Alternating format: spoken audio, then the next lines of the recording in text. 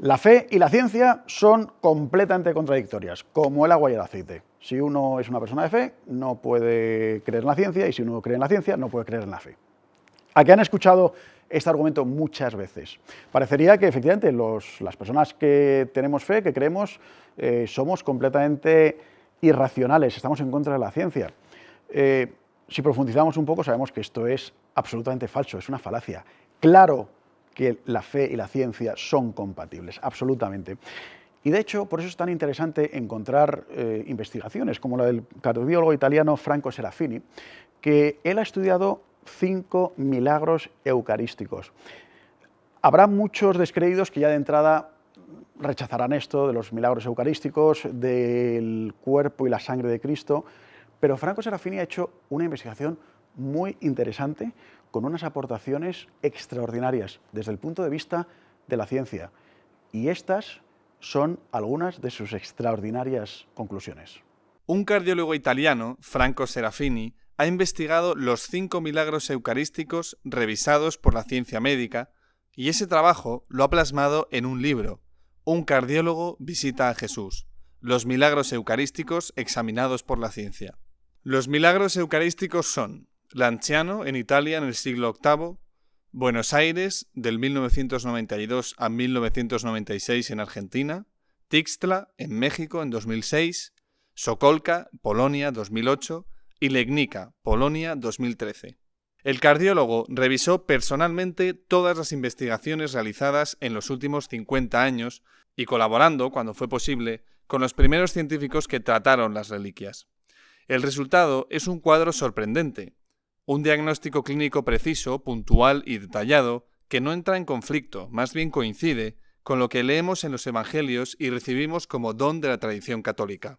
Y todo nace con el milagro del anciano. Es un prodigio misterioso que tiene características increíbles, dice el doctor Serafini. Si bien es poco valorado, se puede decir tranquilamente que estamos ante una de las más importantes reliquias de la cristiandad, que sobrevive desde hace 13 siglos. Además, explica el cardiólogo, ha sido un milagro absolutamente generoso. No se trata de una hostia que ha sangrado un poco. Ese día, todo el pan se convirtió en carne y todo el vino en sangre. En Lanciano, el prodigio ocurrió puntualmente durante la consagración eucarística, afectando por entero no solo a la hostia, sino también al cáliz. Además, señala Serafini, me gusta porque es un milagro que persiste y nos acompaña desde hace más de 1300 años. Hay, de hecho, una historia en la historia. Así como en el siglo VIII el monje de San Basilio había dudado de la real presencia de Cristo en las especies eucarísticas, duda gracias a la cual se produjo el prodigio, del mismo modo, los monjes franciscanos de la generación pasada se encontraron en herencia una reliquia poco conocida y bastante difícil, y también ellos estuvieron llenos de grandes dudas. Por este motivo, en 1970, los religiosos le pidieron al profesor Odoardo Linoli que realizara una serie de estudios científicos. Fue así como, de la segunda duda, nace el segundo milagro, porque precisamente gracias a esos análisis se obtuvo un descubrimiento sin precedentes en la historia. El antiguo tejido analizado, se lee en el informe, presenta las características típicas e inconfundibles de las células cardíacas. No es solo el aspecto microscópico el que recuerda al músculo cardíaco, es toda la estructura macroscópica de la carne la que recuerda una sección entera del corazón. Dicho en otras palabras, el 11 de diciembre de 1970, el profesor Linoli, al exponer a los monjes los primeros resultados de los estudios, escribirá lo siguiente. En el principio era el verbo, y el verbo se hizo carne. Cuando los análisis estuvieron ultimados, ya no hubo dudas de ningún tipo. La hostia es carne, y la carne es un corazón humano. Un asombro detrás de otro. En Buenos Aires, en Tixtla, en Sokolka y en Legnica, las investigaciones lo confirman. Estamos ante un corazón humano, pero no acaba aquí. El doctor Serafini lo cuenta así. El tejido cardíaco analizado presenta una doble característica. Por una parte, la fragmentación o segmentación de las fibras, y por la otra, la infiltración leucocitaria. Esta descripción médica detallada, explica el cardiólogo, nos hace comprender que el sufrimiento de Jesús no es una cuestión genérica. O sea, decir que Jesús sufrió no es un término vago o abstractamente espiritual. Al contrario, Esto se traduce en conceptos precisos de tipo anatomopatológico o histopatológico, de los cuales, como veremos, es posible deducir hipótesis de diagnóstico. Pero hay más. Los leucocitos están activos, lo que significa que la muestra de tejido en el momento en que fue recogida para ser analizada aún estaba viva. Estamos ante un resultado sencillamente inexplicable desde el punto de vista científico, y Serafini nos explica el porqué. Una vez han sido separados del organismo viviente del que proceden, o después de la muerte del mismo, los leucocitos sobreviven en agua sin disolverse, solo durante unos minutos, máximo una hora. Una vez dicho que el tejido está vivo y sufre, la pregunta surge espontánea: ¿ante qué tipo de sufrimiento nos encontramos? También en este caso, el diagnóstico que se prefigura es absolutamente preciso y coherente con el dato de la fe. En lo que respecta a la sangre, detalla el cardiólogo, la linfocitosis y la hipogamaglobulinemia encontradas en el laboratorio son compatibles con el cuadro clínico de un paciente politraumatizado, una persona pisoteada, golpeada o víctima de un grave accidente, sometida a un grave shock con una situación de estrés psicofísico agudo, con una línea temporal de 1 o 2 días desde el comienzo de dicha situación. El mismo discurso vale para el tejido cardíaco, que nos desvela no una enfermedad cardíaca o un infarto que depende de efectos coronarios, sino más bien un daño severo de estrés mediado por las catecolaminas. Es decir, hablamos de ese tipo de situación que vemos en las biopsias o en las autopsias de los pacientes que han sufrido una grave postración de tipo psíquico, farmacológico o traumático.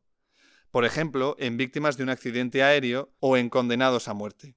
De entre los numerosos aspectos en los que se han centrado las diferentes investigaciones, hay uno en particular que para la ciencia no admite réplicas. Se trata del descubrimiento del grupo sanguíneo en esos casos en los que se han realizado los análisis pertinentes. Hablamos del Lanciano, Tixtla y de los 3 principales lienzos de la Pasión: la síndone de Turín, el sudario de Oviedo y la túnica de Argentuel. 5 veces sobre 5 se ha encontrado sin excepción el mismo grupo sanguíneo, AB. Este resultado, explica Serafini, es como poco desconcertante porque se apoya en un dato de estadística matemática que elimina cualquier duda sobre la casualidad y la veracidad de estos prodigios eucarísticos. El porqué es muy sencillo. 5 informes hematológicos procedentes de materiales distintos, separados entre ellos por épocas históricas muy lejanas, por distancias geográficas, incluso transoceánicas, 4 de los cuales nos han llegado de épocas en las que se desconocía qué eran los grupos sanguíneos y, por lo tanto, a mayor razón, imposibles de falsificar. Pues bien, los 5, según los datos repetidos más de una vez con metodologías distintas y en laboratorios distintos, pertenecen siempre al grupo sanguíneo AB. Se trata de una verdadera bomba estadística que, nos explica el científico con números en la mano, nos demuestra la autenticidad de los tejidos al 99,9%. En conclusión, el milagro eucarístico se da como alimento al hombre moderno, dice el doctor Serafini, para sostener su fe vacilante igual que el pan partido. Y lo hace con la infinita humildad y delicadeza de Jesucristo. La luz que emana de estos prodigios no es deslumbrante. Por mucho que algunos resultados científicos sean desconcertantes, es evidente que el milagro eucarístico se contiene, se autolimita, y no quiere aplastar con su evidencia el frágil tesoro de nuestra fe. Es decir, si Dios quisiera en su omnipotencia, podría conducirnos a cualquier evidencia científica suficiente para convencer a cualquiera de su verdad, pero no es esta la voluntad de nuestro Señor. Jesús, Eucaristía, quiere ser creído, amado y adorado por el hombre libre que lo desea con total pasión. Creo que queda claro, ¿verdad?, que fe y ciencia no son contradictorios, al contrario, en este caso, la ciencia, la medicina, nos ayuda a descubrir que estos 5 casos de milagros eucarísticos son perfectamente demostrables y analizables por la ciencia. Es curiosísimo ver cómo en los 5 casos, por ejemplo, coincide el grupo sanguíneo, el AB, cómo están esas células de tejido del corazón, en fin, todas estas cosas que la ciencia nos ayuda. Les espero en el próximo programa de Documentos EWTN.